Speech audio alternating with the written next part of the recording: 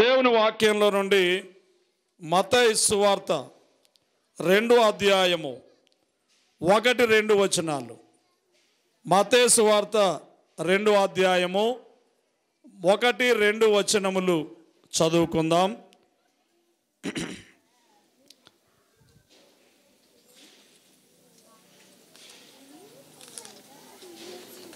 రాజైన హేరోదు దినములయందు యోదయ దేశపు బెత్లెహేములో యేసు పుట్టిన పిమ్మట ఇదిగో తూర్పు దేశపు జ్ఞానులు యెరూషలేమునకు వచ్చి, యూదుల రాజుగా పుట్టినవాడెక్కడ ఉన్నాడు? తూర్పు దిక్కున ఆయన నక్షత్రమును చూచి ఆయనను పూజింపవచ్చితిమని చెప్పిరి. వినండి అమ్మ, శ్రద్ధగా వినండి. అనేక మంది అనేకమైన క్రిస్మస్లు చేస్తారు. కొందరు ఆచార సంబంధమైన క్రిస్మస్లు, మరికొందరు ఆర్భాటముతో కూడిన క్రిస్మస్లు చేస్తూ ఉండగా, కొందరు ఆత్మ సంబంధమైన క్రిస్మస్లను జరిగిస్తూ ఉంటారు. జ్ఞానుల క్రిస్మస్ ఆత్మ సంబంధమైన క్రిస్మస్గా మనము గుర్తిస్తూ ఉన్నాము. గమనించాలని మీకు మనవి చేస్తూ ఉన్నాను. ఈ మత్తయి సువార్తలో నుండి జ్ఞానుల క్రిస్మస్ను మనం చూడగలం. వీరు తూర్పు దేశము నుండి వచ్చారు, నక్షత్రమును చూచి వచ్చారు. ప్రియమైన వాళ్ళ ఎన్నో ప్రయాసలు కోర్చి వచ్చారు. 2 సంవత్సరముల ప్రయాణం చేసుకుంటూ వచ్చారు. వచ్చి రాజుగారిని ప్రశ్నిస్తున్నారు, యూదులకు రాజుగా పుట్టినవాడు ఎక్కడ ఉన్నాడు? రాత్రి మనం చెప్పుకున్నాం. రాజుగారు శాస్త్రులను పిలిపించారు. శాస్త్రులు బెత్లెహేములో పుడతారని చెప్పారు. ఆ మాటను తీసుకొని జ్ఞానులైన వారు వెళ్ళారు. 10వ వచనంలో మనం చూస్తే మనకు కనబడుతుంది మొట్టమొదట వారు చేసిన పని ఏమిటి. 2వ అధ్యాయం ఈ యొక్క జ్ఞానుల క్రిస్మస్లో ఉన్న 7 సంగతులను మీకు తెలియపరచుటకు నేను ఇష్టపడుతూ ఉన్నాను. మొదటి సంగతి ఏమిటంటే, జ్ఞానుల క్రిస్మస్ అనే హెడ్డింగ్ రాసుకునేవాళ్ళు జ్ఞానుల క్రిస్మస్ అని హెడ్లైన్స్ రాసుకొని క్రిందను 1 అని పెట్టుకుని సందర్శించుట అని రాసుకోండి. మొదటి పని జ్ఞానుల క్రిస్మస్లో మొట్టమొదటి పని ఏమిటంటే సందర్శించుట. చూడండి, అక్కడ వాక్యంలో మనం చూస్తే 2వ అధ్యాయం 10వ వచనంలో, వారు ఆ నక్షత్రమును చూచి అత్యానంద భరితులై ఇంటిలోనికి వచ్చి తల్లి అయిన మరియను ఆ శిశువును చూచి. క్రిస్మస్ మనం ఎలా చేయాలి? జ్ఞానుల క్రిస్మస్ను చూచి మనం నేర్చుకోవాలి. వారు ఆర్భాట క్రిస్మస్ చేయలేదు, ఆచార క్రిస్మస్ చేయలేదు. వారు ఏం చేశారు అంటే భక్తితో, వినయముతో అసలైన నిజమైన ఆత్మీయమైన క్రిస్మస్ను చేశారు. ఏమిటి వాళ్ళు చేసిన మొదటి పని అంటే సందర్శించుట. దయచేసి అందరూ గట్టిగా మీ నోటితో ఈ మాట వల్లించండి. అందరూ చెప్పండి, ఏంటమ్మా అంటే అర్థం ఏమిటి? చూచుట. ఎవరిని చూచుట? శిశువును చూచుట. తల్లి అయిన మరియను ఆ శిశువును చూచి. మొట్టమొదట మనందరం క్రిస్మస్లో నేర్చుకోవలసిన మొదటి పాఠము ఏమిటి అంటే దేవుణ్ణి చూచుట. మనందరం అలవాటుగా మాట చెబుతూ ఉంటాం క్రిస్మస్ అనగానే, క్రీస్తు నేడు పుట్టెను హల్లెలూయా అంటాం. గమనించండి, సూటి ప్రశ్న అడుగుతున్నాను, నేడు పుట్టడం నువ్వు చూచావా? ఎలా ఇస్తున్నావు స్టేట్మెంట్? అందరూ అంటున్నారు కాబట్టి అంటున్నాను. కాదు, నువ్వు చూడగలిగి ఉండాలి. భక్తుడు ఆంధ్ర క్రైస్తవ కీర్తన పుస్తకంలో పాడుతున్నారు, ఇలా మనం పాడుతూ ఉంటాం, బాలయేసుని చూడరే కరుణాల వాళ్ళని పాడరే, బాలయేసుని చూడరే కరుణాల వాళ్ళని పాడరే, కాల పూర్ణత చూచి దేవుడు కుమారుడై జన్మించెను, కాల పూర్ణత చూచి దేవుడు కుమారుడై జన్మించెను, బాలయేసుని చూడరే కరుణాల వాళ్ళని పాడరే. భక్తులు పాడుతున్నారు, భక్తులారా రండి రండి భజన పాటలు పాడరే, భక్తులారా రండి రండి భజన పాటలు,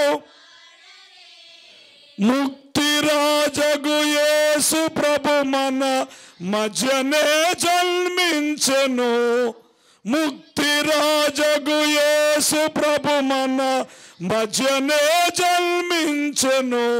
దేవునికి మహిమ కలుగును గాక. ముక్తి రాజగు యేసు ప్రభు మన మధ్యనే జన్మించెను. ఎక్కడ జన్మించారంట? చెప్పాలందరూ చెప్పండి, ఎక్కడ జన్మించారు? ఆ కనులు కలిగి చూచి ఈ భక్తుడు పాడుతున్నారు, నేను చూచాను, మన మధ్య జన్మించారు, రండి భక్తులారా రండి రండి మనందరం కలిసి భజన పాటలు పాడదాం. ఎందుకంటే ముక్తిరాజు అయినటువంటి యేసు ప్రభు మన మధ్య జన్మించారు. గమనించి, రాత్రి చెప్పాను మీకు, దేవుణ్ణి చూడడం మాని డ్యాన్సులు చూడడానికి సిద్ధపడుతున్నాయి ఇప్పుడు మనం కదా. గమనించండి, గ్రహించండి, దేవుని చూచుటకు ప్రాక్టీస్ చేయండి. క్రిస్మస్లో మొట్టమొదట ఉండాల్సిన విషయం ఏంటంటే, జ్ఞానుల క్రిస్మస్లో ఉన్న మొదటి విషయం అదే, వారు మరియను ఆ శిశువును చూచి. అందుకే దైవజనుడు దేవదాసయ్య గారు లోకానికి నేర్పిన ఓ గొప్ప ప్రార్థన, దేవా నాకు కనబడుము, నాతో మాటలాడుము, అందరికీ కనబడుము, అందరితోనూ మాటలాడము. కనుక ఈ ప్రార్థన చేసుకొని దేవుణ్ణి చూడ్డానికై మనోనిదానము కలిగిన వారమై కనిపెట్టి ఆ దేవుణ్ణి చూస్తూ, ఇదిగో క్రీస్తు నేడు పుట్టెనని నువ్వు చెప్పగలిగితే అది అసలు సిసలైన క్రిస్మస్, అది ఆనందమైన క్రిస్మస్, అది సంతోషకరమైనటువంటి క్రిస్మస్. ఇంగ్లీష్లో చెప్పే మాట నేను తెలుగులో చెప్తున్నాను అంతే. హ్యాపీ క్రిస్మస్ అంటాం కదా, మెర్రీ క్రిస్మస్ అని దాన్ని తెలుగులో చెప్తున్నాను. అది ఆనంద క్రిస్మస్, అది సంతోష క్రిస్మస్. దేవునికి మహిమ కలుగునుగాక, దేవునికి స్తోత్రం కలుగునుగాక. గమనించాలని మనవి చేస్తూ ఉన్నాను. రెండవ మాట చూడండి, 10వ వచనంలో అక్కడ రాయబడిన మాట చూడండి, ఏమని ఉందో, నక్షత్రమును చూచి అత్యానందభరితులై. క్రిస్మస్లో ఉండాల్సిన ఇంకొక లక్షణం, జ్ఞానుల క్రిస్మస్లో ఉండిన లక్షణం ఏమిటంటే, ఒకటి దేవుణ్ణి చూచారు, అవునా, సందర్శించుట మొదటి మాట. రెండవ మాట ఏమిటి? సంతోషించుట. రెండవ మాట చెప్పండి, ఏంటమ్మా? సంతోషించుట. మొదటి మాట ఏమిటి? సందర్శించుట. చూచారు కనుక వారికి ఏమొచ్చింది? సంతోషం, ఆనందం. ఈరోజు పండగల్లో మనం ఏం చేస్తున్నామంటే, చూసి సంతోషించకుండా కొత్త బట్టలు వేసుకుని బట్టలను చూసి సంతోషం, పిండి వంటలు వండుకొని ఆ వంటలు తిన్నందువల్ల సంతోషం, చక్కని ఆ కూరలు వండుకొని దాన్ని బట్టి సంతోషం, వీటిని బట్టి సంతోషం పొందడానికి ప్రయత్నం చేస్తున్నాం. కాదు. దేన్ని బట్టి సంతోషం కలగాల? దేవుణ్ణి చూచుటను బట్టి. ఆ దివ్య దేవుని యొక్క, ఆ మహిమగల దేవుని యొక్క దర్శనాన్ని పొందడాన్ని బట్టి జ్ఞానులైన వారు అత్యానందభరితులైనట్టు దేవుని పిల్లలమైన మనందరం కూడా దేవుణ్ణి చూచి అత్యానందము, అమితానందము, నిత్యానందము, సత్యానందము. 72వ కీర్తన మనోవిచారము కూడదు నీకనే కీర్తనలో 2వ వచనంలో తండ్రి గారు మనకు నేర్పారు, నిత్యానందము. అందరూ చప్పలు కొట్టండి. సత్యానందము నీలోనే నేనమర్చితి, నిత్యానందము సత్యానందము నీలోనే నేనమర్చితి, ఆనందము అగపడుచుండును, ఆనందము ఆలోచించు చిన్న కొలది, ఆలోచించు మనో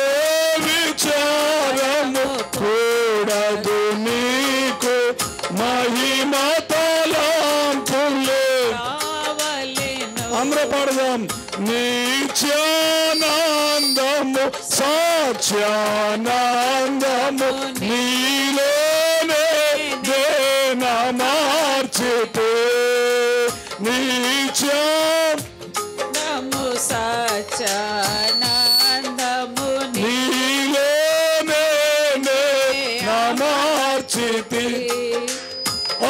ఆచానందము అగపడుచుండును ఆచానందము అగుపడుచుండును ఆలోచించుచున్న కొలది ఆలోచించుచున్న కొలది మనో విచారము కూడదు నీకు మహిమ తలంపులే కావలేను. బోలో యేసు మహారాజుకు. జై. సందర్శించిన జ్ఞానులు సంతోషపడుచున్నారు. ఎందుకు ఈ సంతోషం అంటే వారు దేవుణ్ణి చూచారు కాబట్టి. ప్రియమైన దేవుని సంగమా, దేవుని పిల్లలారా, మనమందరము దేవుని చూచుట వలన సంతోషము. వారు ఆ నక్షత్రమును చూచి అత్యానందభరితులై గమనించాలి. ఇక మూడో మాట ఏమిటంటే సాగిలపడుట. చెప్పండి ఏంటమ్మా? సాగిలపడుట. 2వ అధ్యాయం 11వ వచనం చూడండి.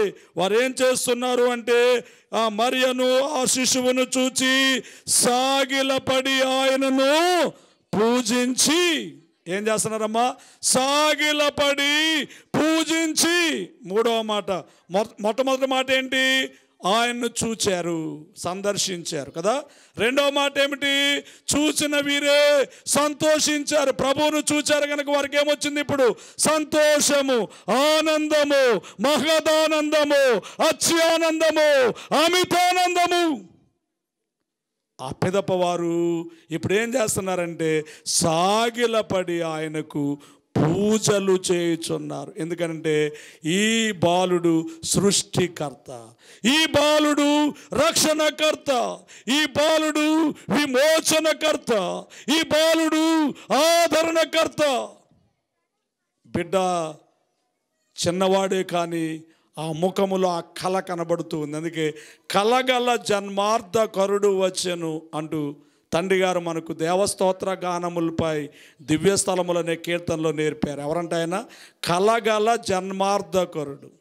ఈ కలగల జన్మార్థకరుని యొక్క ముఖంలో ఆ జ్ఞానులకు ఏం కనపడుతుందంటే సృష్టికర్త కళ, రక్షణకర్త కళ, విమోచనకర్త కళ, ఆదరణకర్త కళ కనబడుతూ ఉంది. కాబట్టి ఖగోళము, భూగోళము, శాస్త్రములు ఎరిగినటువంటి ఆ పెద్దలు, ఆ వృద్ధులు, ఆ జ్ఞానులు సాష్టాంగపడి సాగిలపడి ఆయనకు పూజలు చేయుచున్నారు. దేవునికి మహిమ కలుగునుగాక.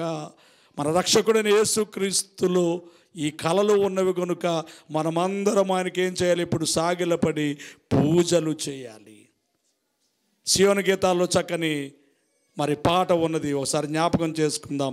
అందరిలో అతి శ్రేష్ఠుడు మనకందరికి తానే ప్రభువు. అందరిలో అతి శ్రేష్ఠుడు మనకందరికి తానే ప్రభువు. హల్లెలూయాకు పాత్రుడు అనుదినము మ్రొక్కెదము.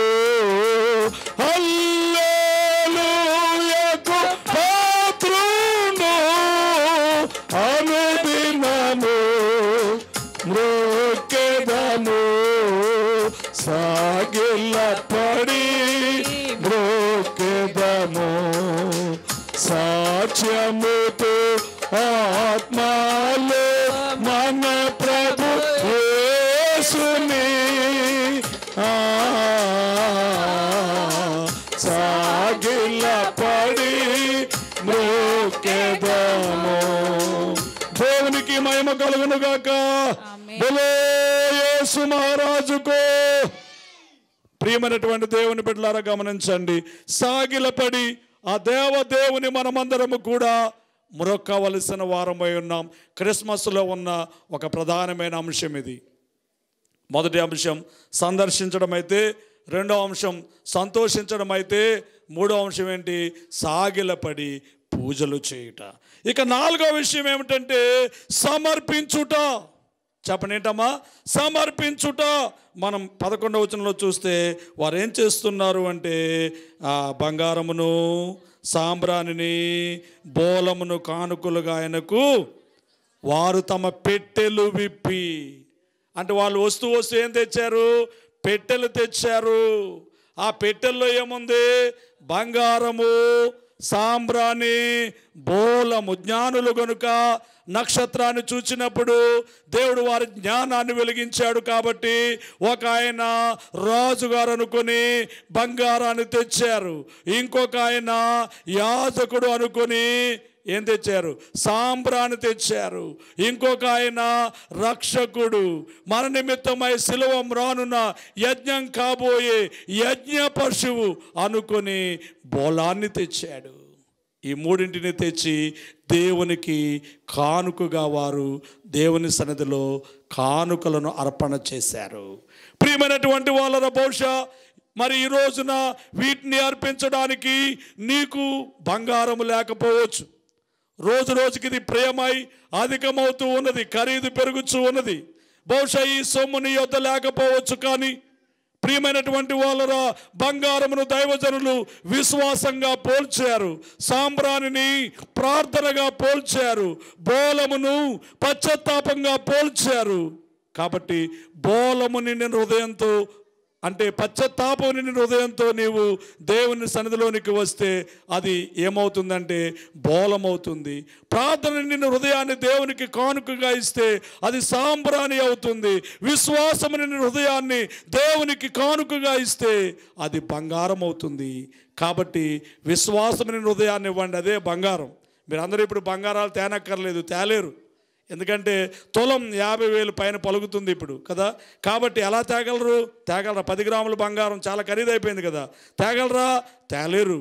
కానీ విశ్వాసం నిండిన హృదయాన్ని దేవునికి కానుక ఇవ్వండి. ప్రార్థన నిండిన హృదయాన్ని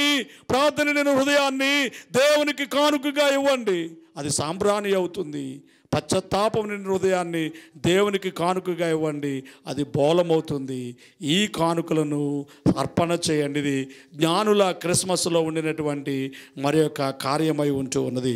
ఇక 5వ మాట ఏమిటంటే సన్నుతించుట. ఏం చేస్తున్నారు వాళ్ళు? దేవుణ్ణి స్తుతించుచున్నారు, ఆరాధించుచున్నారు. మనం ముందే చెప్పుకున్నాం, సాగిలపడి పూజించారు అని కదా. సాగిలపడి ఏం చేశారు? వాళ్ళు పూజించారు. వారి యొక్క మరి ఆరాధనలో ఉన్న విషయం ఏమిటంటే పూజలు చేయుట, ఆరాధించుట. గమనించండి, ఇప్పుడు మనందరం కూడా చేయాల్సిన పని ఇదే. దేవా నీకు స్తోత్రము, మా నిమిత్తమైన ఏకైక కుమారుడైనటువంటి యేసుక్రీస్తును మాకు దానముగా ఇచ్చి వేసినందుకు నీకు స్తోత్రము. పరలోక మహిమను విడిచి, పరలోక ఘనతను విడిచి, పరలోక ఆధిక్యతను విడిచి, పరలోక సింహాసనాన్ని విడిచి నా వంటి మానవునిగా ఈ లోకమునకు వచ్చి వేసినటువంటి గొప్ప దేవా, దాసునుగా వచ్చి వేసిన దేవా, నీకే స్తోత్రమని ప్రభువును స్తుతించాలి భక్తులు. ఇది కూడా సియోను గీతాల్లో ఉండినటువంటి పాటే. పరలోక ప్రశస్త రాజా ప్రేమతో తెంచినావా,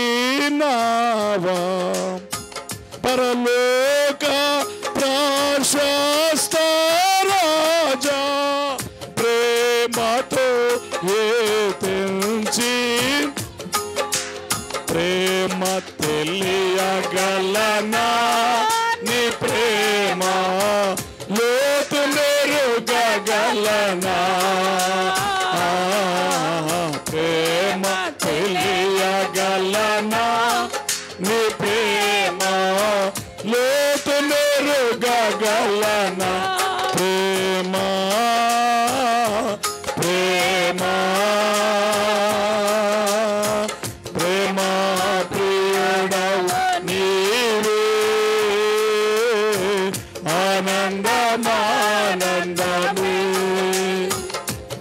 ఆనందమానందమే. దేవునికి మహిమ కలుగును గాక. ఆమేన్. పరలోకములో ఉన్న మహిమను, ఆ ఘనతను, ఆధిక్యతను అన్నిటిని విడిచిపెట్టి భూలోకానికి నరవతారం ఎత్తి వచ్చి వేసిన దేవునికి సన్నుతించడమే క్రిస్మస్లో ఉండినటువంటి ఒక ప్రధానమైనటువంటి భాగము.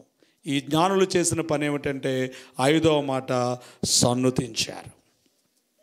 ఇక 6వ మాట 12వ వచనం చూడండి. 12వ వచనంలో వారు లేకుంటే తరువాత హేరోదు నద్దకు వెళ్ళవద్దని స్వప్నమందు దేవుని చేత బోధింపబడిన వారై.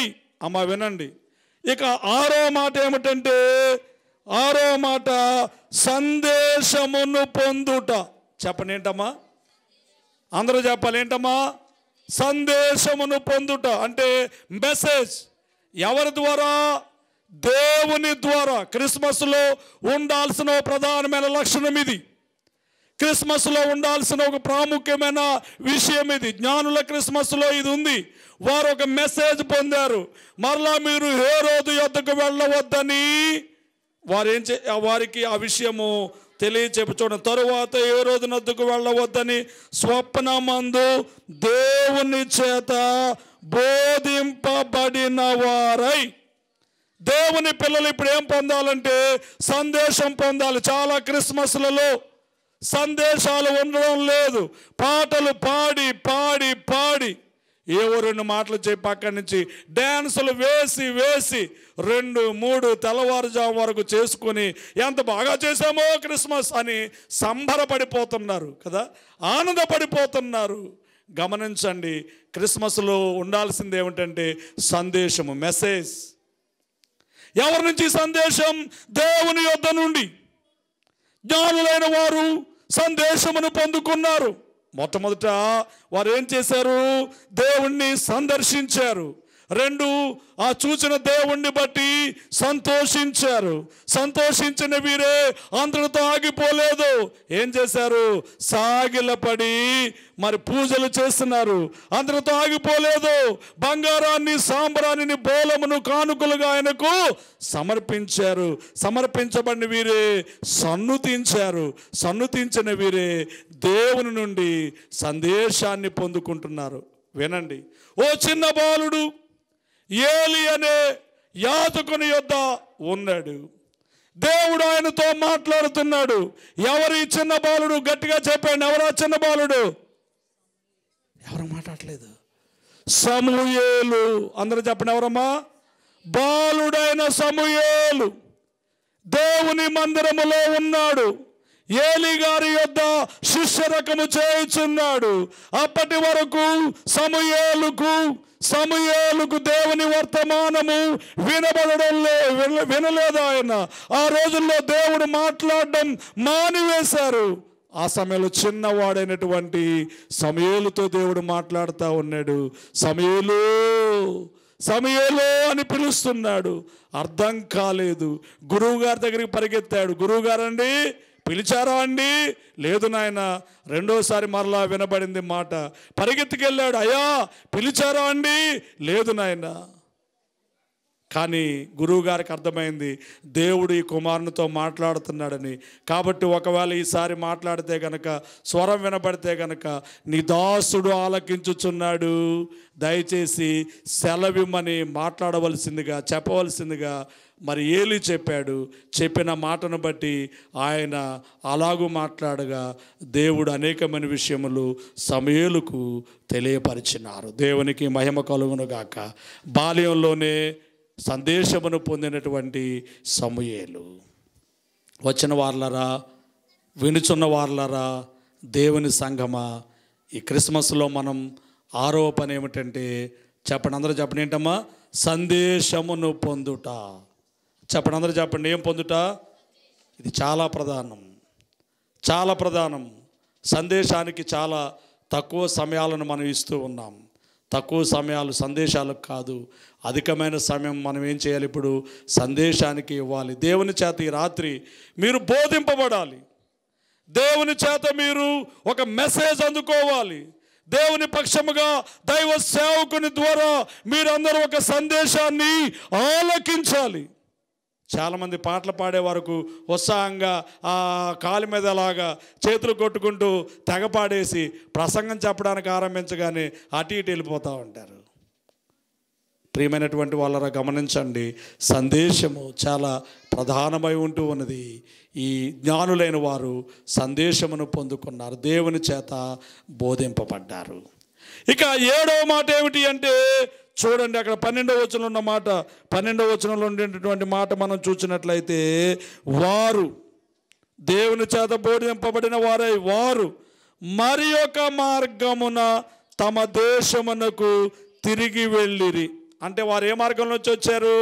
వస్తూ వస్తూ హేరోదు వద్దకు వెళ్ళారు కదా. హేరోదు గారిని అడిగారు, ఎక్కడ పుడతాడో చెప్పమన్నారు. ఆయనేమో శాస్త్రులను పిలిపించి బెత్లెహేములో పుడతాడన్నారు.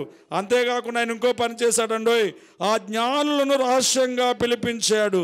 చూడండి 8వ వచనంలో మనం చూస్తే 7-8 వచనాల్లో హేరోదు ఆ జ్ఞానులను రహస్యముగా పిలిపించి ఆ నక్షత్రము కనబడిన కాలము వారి చేత పరిష్కారంగా తెలుసుకొని మీరు వెళ్ళి ఆ శిశువును విషయమై జాగ్రత్తగా విచారించి తెలుసుకునగానే నేను వచ్చి ఆయన్ను పూజించున్నట్లు నాకు వర్తమానము తెండని చెప్పి బెత్లెహేమునకు పంపాను. రాజుగారు ఏం చేశాడు? ఇప్పుడు మీరు వెళ్ళి ఆయన్ని పూజించండి. అసలు ఎప్పుడు కనబడింది నాయన నక్షత్రం? ఎన్ని నెలల క్రితం కనబడింది అంటే నా సమయమంతా వివరంగా తెలుసుకున్నాడు. గమనించాలని మీకు మనవి చేస్తూ ఉన్నాను. వివరంగా తెలుసుకున్నటువంటి ఆయన ఇప్పుడు ఏం చేస్తున్నాడు అంటే వీరికి మాయ మాటలు చెబుతున్నాడు. వేషధారణ ఏంటండి? మాయ మాటలు ఏం చెబుతున్నాడు? మీరు వెళ్ళండి, ఆయన్ని పూజించండి, తర్వాత నేను కూడా వస్తాను, ఆయన్ని పూజిస్తాను. పూజించాడా? 2 ఏళ్ళ పిల్లలందరినీ చంపాలని ఆజ్ఞాపించాడా? చెప్పండి. కాబట్టి దేవుడు అంటాడు, ఆయన మళ్ళా మీరు పాత మార్గంలో వెళ్ళొద్దు, ఆ హేరోదు మార్గంలో వెళ్ళొద్దు, ఆ పాపపు మార్గంలో మీరు వెళ్ళొద్దు, ఆ అసూయ మార్గంలో వెళ్ళొద్దు, ఆ వేషధారణ మార్గంలో వెళ్ళొద్దు. 7వ మాట ఏమిటంటే సన్మార్గమున వెళ్ళుట. చెప్పండి, అందరూ చెప్పండి. ఏంటమ్మా సన్మార్గం అంటే? మంచి మార్గము. ప్రియమైన వాళ్ళని, ఇప్పుడు మీరు ఏ మార్గంలో ఉన్నారో? పాప మార్గములో, అసూయ మార్గములో, ద్వేషపూరితమైన మార్గములో, వేషధారణ, క్రైస్తవుడనే ముసుగు, భక్తి ముసుగు వేసుకునే వేషధారణలో ఉన్నారేమో. ఇవన్నీ దేవునికి ఇష్టం కాదు. ఇది ఆనందకరమైన క్రిస్మస్ కాదు, ఇది సంతోషకరమైన క్రిస్మస్ కాదు, ఇది దేవుణ్ణి ఆనందపరిచే క్రిస్మస్ కాదు. క్రిస్మస్ ముసుగులు లోకపు కార్యములు చేయటం దేవునికి ఇష్టం కాదు, దేవునికి ఇది ఆనందం కాదు. అవన్నీ విడిచిపెట్టి సన్మార్గమున వెళ్ళుట. దేవునికి మహిమ కలుగునుగాక. 7వ మాట ఏంటమ్మా? అందరూ ఈరోజు తీర్మానం చేసుకోండి. ఈరోజు మీరు అందరూ తీర్మానం చేసుకోండి. జ్ఞానులు ఏం చేశారంటే పాత మార్గంలో తిరిగి వెళ్ళలేదు, పాప మార్గంలో తిరిగి వెళ్ళలేదు, అక్రమమైన మార్గంలో తిరిగి వారు ప్రయాణం చేయలేదు. దేవుడు వారికి కనబడి చెబుతున్నాడు, ఇదిగో మీరు హేరోదు వద్దకు వెళ్ళవద్దు, కొత్త మార్గంలో మీరు వెళ్ళండి, కొత్త మార్గంలో మీరు వెళ్ళండి. అమ్మాయి వింటున్నారా?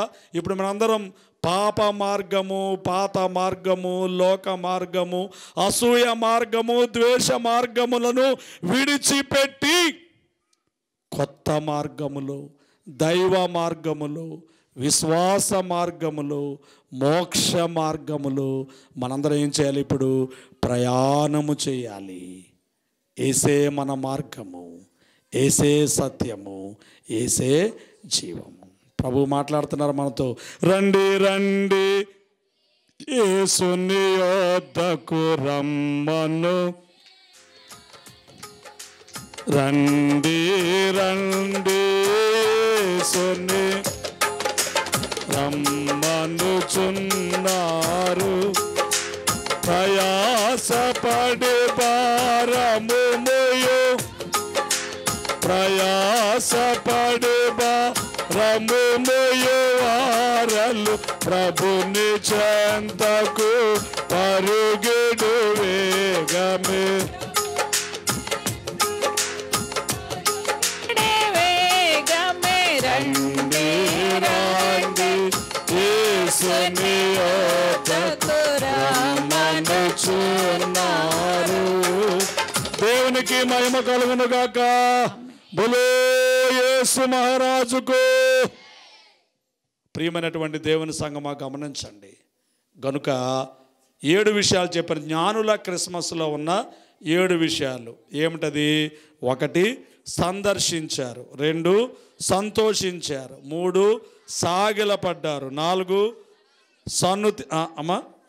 సమర్పించారు, 5 సన్నుతించారు, 6 సందేశమును పొందారు, 7 సన్మార్గమున వెళ్ళారు. ఇప్పుడు మనము ఇలాంటి క్రిస్మస్ చేయాలి. జ్ఞానుల క్రిస్మస్. జ్ఞానులు అంటే గొప్పోళ్ళు కదా. కాబట్టి ఆ జ్ఞానుల్లాగా మనం కూడా ఇప్పుడు ఏం చేయాలి? జ్ఞానుల క్రిస్మస్ చేయాలి. మొట్టమొదటి ఏం చేయాలి చెప్పండి, అందరూ చెప్పండి. ఏం చేయాలి అంటే ఏం చేయాలి? దేవుణ్ణి చూడాలి. అంటే సా ఉందని అలా 7 మాటలు చెప్పాం. ఇప్పుడు మనం ఇంకా వివరంగా చెప్పుకోవాలంటే ఏం చేయాలి? ఇప్పుడు మనం అందరం కూడా దేవుణ్ణి చూడాలి. ఇది మొట్టమొదటి విషయం. దేవుణ్ణి చూడాలి. వాళ్ళు కట్టుకొచ్చిన చీరలు, వీళ్ళు కట్టుకొచ్చిన చీరలు, వాళ్ళు వేసుకొచ్చిన ప్యాంట్లు, వీళ్ళు వేసుకొచ్చిన ప్యాంట్లు చాలా బాగుంది అబ్బాయి, ఎక్కడ కొన్నారు? లేకుంటే పిల్ల ఎక్కడ కొన్నావే, ఇది చాలా బాగుంది అనుకోలా? చెప్పండి ఏం చేయాలి? చెప్పండి ఏం చేయాలి? మాట్లాడండి, అందరూ చెప్పండి. ఏం చేయాలి? మనందరం కూడా దేవునిని చూడాలి. అందరూ చెప్పండి, ఎవరిని చూడాలా? చాలా ప్రధానం ఇది, చాలా ప్రాముఖ్యం ఇది, దేవుణ్ణి చూచుట. 2 దేవుణ్ణి చూస్తే ఏమొస్తుంది? ఇప్పుడు మనందరికీ సంతోషము. ఆ తర్వాత ఏం చేయాలి? సాగిలపడి పూజించాలి. ఆ తర్వాత ఏం చేయాలి? ఆయనకు మనమే సజీవయాగముగా సమర్పణ చేయాలి. ఆ తర్వాత ఏం చేయాలి? ఆ దేవుణ్ణి స్తుతించాలి. నా ప్రాణమా యెహోవాను సన్నుతించుము, ఆయన చేసిన ఉపకారాల్లో దేనిని. కాబట్టి ఆయన ఏం చేయాలి? మనందరం కూడా స్తుతించాలి. ఆ పెదప ఏం చేయాలి? దేవుని సందేశం, దేవుడి నుంచి సందేశాన్ని అందుకోవాలి. ఆ తర్వాత ఏం చేయాలి? మంచి మార్గములో, శ్రేష్టమైన మార్గములో, భక్తి మార్గములో, విశ్వాస మార్గములో, దేవుని మార్గములో మనందరం కూడా నడుచుకుంటూ ముందుకే సాగిపోవాలి. ఇది హ్యాపీ క్రిస్మస్. ఇది మెర్రీ క్రిస్మస్. ఇదే ఆనంద క్రిస్మస్. ఇదే సంతోష క్రిస్మస్. కాబట్టి జ్ఞానుల క్రిస్మస్ను పోలిన క్రిస్మస్ మనం కూడా చేయగలిగితే అది దేవునికి ఇష్టము, అది దేవునికి ప్రీతికరము, అది దేవునికి సంతోషదాయకము. అలాంటి క్రిస్మస్ను ఆచరించి దీవెనలు మీరందరూ అందుకొనవలనని ఈ మాటలు ముగిస్తూ ఉన్నాను. ప్రభువు మిమ్మును దీవించును గాక. ఆమేన్.